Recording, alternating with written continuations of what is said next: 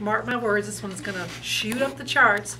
I mean, anybody who gets an endorsement from Wally Lamb and Silas House with their first novel is somebody to be watched. I just finished the book today, and it's like, oh, I didn't even want to finish it because I was like, 30 pages from the end, and I didn't want to.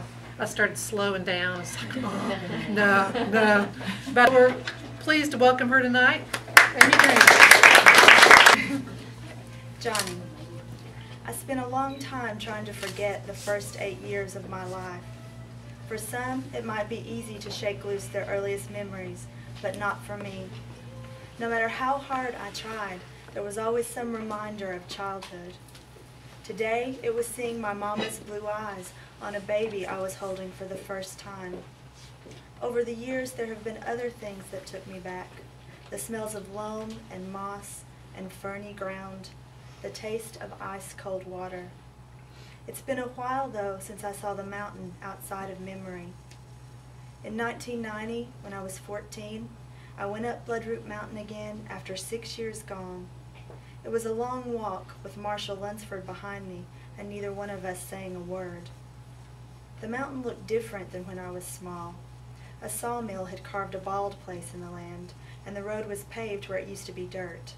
But I knew we were getting close when we passed Mr. Barnett's. His house was nearly buried behind a briar thicket, just a rusty roof with a stub of chimney poking out of the tangled green. The flag was up on his mailbox, and the same dented truck parked in the weeds, glinting in what was left of the sun. He was probably too old to drive it anymore. I wondered if he would come out and if he would still know me, but his place was quiet and still. We kept climbing, and it was almost dark by the time we made it to the witch's house. That's what Marshall called it. There's a witch's house up yonder, he said. Yeah. What gave you the idea to start into the story?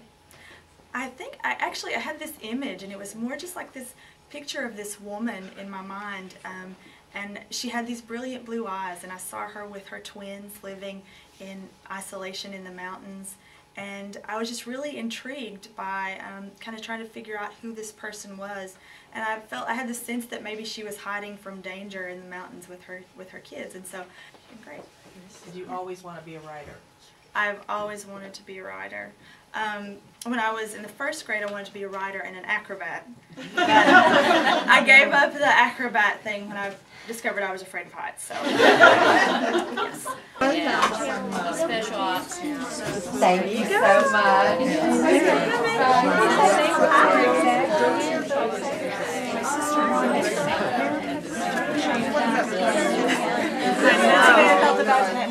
Where exactly is it? Thank you.